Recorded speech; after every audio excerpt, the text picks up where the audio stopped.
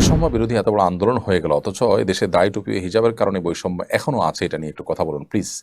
অমুসলিমদের অধিকার সম্পর্কে ইসলাম কি বলে? তার পাশে দেয়ালে ইসলামিক ক্যালিগ্রাফি করা হয়েছে, কিন্তু কিছু বুদ্ধিজীবী তা মুছে দিয়েছে। এটা কি করা উচিত? চলুন আমরা তাহলে আপনাদের করা প্রশ্নগুলোর উত্তরে প্রবেশ করতে চাই। 3জন আন্দোলনকারী কোটায় 3জন মন্ত্রী হলো, এটা কি যৌক্তিক? আপনার কাছে মতামত জানতে চাই। এইটা তো বলা কঠিন আমার জন্য। তারা কোন যুক্তিতে হয়েছেন, কোন চিন্তা করে তারা হয়েছেন সেটা আমি জানি না। তবে বিভিন্ন সেক্টরের মানুষের মতামত নেওয়ার জন্য বিভিন্ন সেক্টরের মানুষের প্রতিনিধিত্ব রাখার চেষ্টা করেছেন, এইটাকে মৌলিকভাবে আমি দোষের মনে করছি না। বৈষম্য বিরোধী এত বড় আন্দোলন হয়ে গেল, অথচ এদেশে দায় টুপি ও হিজাবের কারণে বৈষম্য এখনও আছে। এটা নিয়ে একটু কথা বলুন প্লিজ।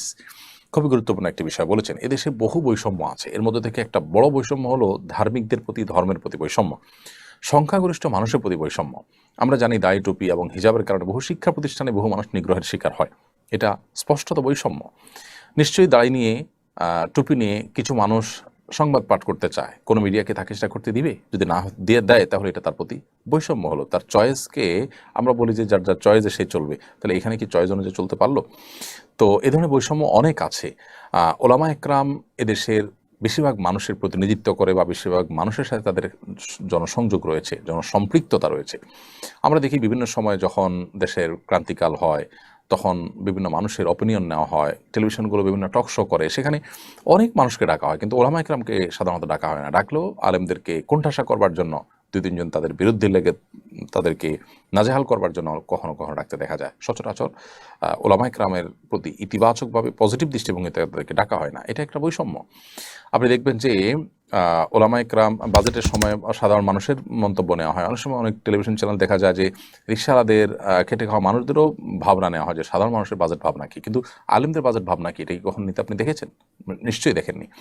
আমাদের দেশে যখনই অন্তর্বর্তীকালীন সরকার গঠন হয়, এবার ব্যতিক্রম একজন আলেমকে নেওয়া হয়েছে, তাও একজন নেওয়া হলো, তাও শুধুমাত্র ধর্মের জন্য দায়িত্ব দেওয়া হয়েছে। কারণ আলেমদের মধ্যে বহু দায়িত্বশীল, বহু যোগ্য মানুষ আছেন, কিন্তু আলেমদেরকে কখনো দেশের এ জাতীয় বিষয়ে স্মরণ করা হয় না। এটা স্পষ্টত অবিচার এবং বৈষম্য। বৈষম্যগুলো মানুষকে দিন দিন দিন দিন শক্ট করে এবং বিক্ষুব্ধ করে, একটা পর্যায়ে সেটা ব্রাস্ট হয়ে যায়। যেমন আমরা দেখলাম যে নানা বৈষম্য, কোটা বৈষম্য ইত্যাদির কারণে একটা পর্যায়ে কিন্তু ব্রাস্ট হয়েছে। সো এরকম পরিস্থিতি যেন আর না হয়, সেজন্য ধর্মীয় কর্মকাণ্ডের ব্যাপারে যে বৈষম্য, বা ধর্মীয় যে সিম্বলগুলো আছে সেগুলোর প্রতি যে বৈষম্য, ধার্মিকদের প্রতি যে বৈষম্য, সেটি কাটাতে হবে। অনেক অফিস আদালতে ও দায় টুপির প্রতি এখনও আপনার বৈষম্য দৃষ্টিতে তাকানো হয়, ধার্মিকদের প্রতি বিমাতাসুলভ আচরণ করা হয়। তারা তো এদেশে উড়ে আসে নেই। বরং আলেমদের কথা আমি বলতে চাই যে আলেমরা এদেশে 3.25 লক্ষ মসজিদের 3.25 লক্ষ ইমাম খতিব, তারা এদেশে কয়েক কোটি মানুষকে তারা কিন্তু রিপ্রেজেন্ট করে, এবং তাদের সাথে জনসম্পৃক্ততা আছে। আপনি দেখবেন দেশের ক্রান্তিকালে এমন অনেক মানুষ এসে মতামত দিতে থাকেন এবং তাদের চিন্তাধারাগুলো পুশ করেন, যাদের সাথে কোনো জনসম্পৃক্ততা নেই। কোন অধিকারে তারা এটা করেন আমার বুঝে আসে না। সো ধার্মিকদের প্রতি, ধর্মের প্রতি, ধর্মীয় সিম্বলের প্রতি, সংখ্যাগরিষ্ঠ মানুষের চিন্তাধারার প্রতি যে তাদের প্রতি যে বৈষম্য আমাদের সমাজে বিরাজমান আছে, চলমান বৈষম্য বিরোধী যে আন্দোলন চলছে, এখনও চলমান আছে বলতে পারি, সেই আন্দোলনে যেন এই বৈষম্যটিও দূরের ব্যাপারে আমরা সবাই সজাগ থাকি। কারণ অন্যান্য বৈষম্যের কথা মানুষ বললেও এই বৈষম্যের কথা সাধারণত কেউ বলে না। এরপর প্রশ্ন, রাস্তার পাশে দেয়ালে ইসলামিক ক্যালিগ্রাফি করা হয়েছে, কিন্তু কিছু বুদ্ধিজীবী তা মুছে দিয়েছে। এটা কি করা উচিত? ক্যালিগ্রাফি এটা তো আর্ট। আমাদের সমাজে যদি ভালো কোনো আর্ট ক্যালিগ্রাফি যদি করা হয় রাস্তার পাশে, তো সেটা মুছে দেওয়া তো আমি মনে করি সংকীর্ণ মনা ছাড়া আর কিছুই নয়, সংকীর্ণ চিন্তা ছাড়া কিছুই নয়। অতএব ক্যালিগ্রাফি যেটা যে ভাষারই হোক, বিশেষ করে আমাদের দেশে প্রাসঙ্গিক যে ভাষাগুলো, সেগুলোর ক্যালিগ্রাফি তো থাকতেই পারে। বিশেষ করে বিশ্ববিদ্যালয়ে আপনার অ্যারাবিক সাবজেক্ট আছে, অতএব আরবি ক্যালিগ্রাফি থাকাটা বরং একেবারে প্রাসঙ্গিক এবং যৌক্তিক। এর যদি কেউ মুছে দিয়ে থাকে, সে অন্যায় করেছে, এবং আমি মনে করি যে তারা সংকীর্ণ মনার পরিচয় দিচ্ছে। এরাই এদেশে আমাদের যে সম্প্রীতি, শান্তিটা নষ্ট করার পেছনে কাজ করছে।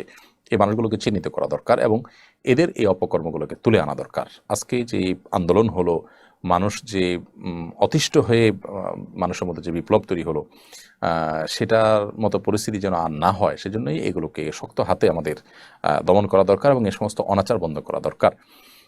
আপনি একটা বিশেষ ভাষা প্রতি বৈষম্য থাকবে, আপনার হিংসা থাকবে, এই বৈষম্য দূরের জন্যই তো এত কিছু।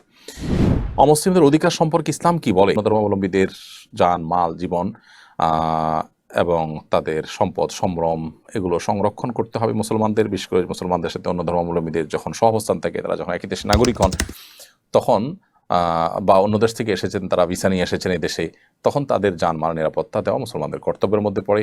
কোনো মুসলমান সেখানে কোনো প্রকার ক্ষয়ক্ষতি করা তার জন্য পরিষ্কারভাবে হারাম। কোনো এই জাতীয় মুসলমানকে যদি কেউ হত্যা করেন, যিনি মুসলমান, অন্য ধর্মাবলম্বী মানুষকে যদি হত্যা করেন, তাহলে সেক্ষেত্রে ওই ব্যক্তি জান্নাতের ঘ্রাণও পাবে না বলে হাদিস রয়েছে। বিধায় এই সমস্ত ক্ষেত্রে একজন মুসলিম সর্বোচ্চ তার অধিকার ব্যাপারে সতর্ক থাকবেন। আল্লাহ তাআলা বলেছেন, লা ইয়ানহাকুমুল্লাহু আনিল্লাযীনা লাম ইউকাতিলুকুম ফিদ-দীন ওয়া লাম ইখরিজুকুম মিন দিয়ারিকুম আন তাবাররুহুম ওয়া তুকসিতু ইলাইহিম ইন্নাল্লাহা ইউহিব্বুল মুকসিতিন।